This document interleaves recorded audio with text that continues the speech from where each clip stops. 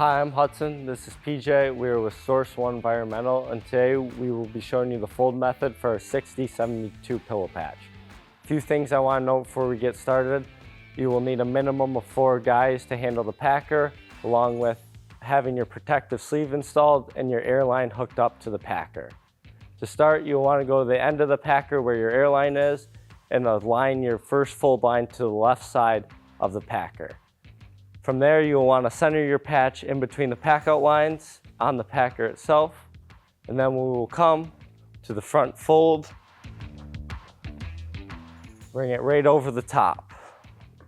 Once we get back here, we will tuck any excess patch we have under the packer. Then we'll come to our second fold and do the same thing. Folding all excess under the packer.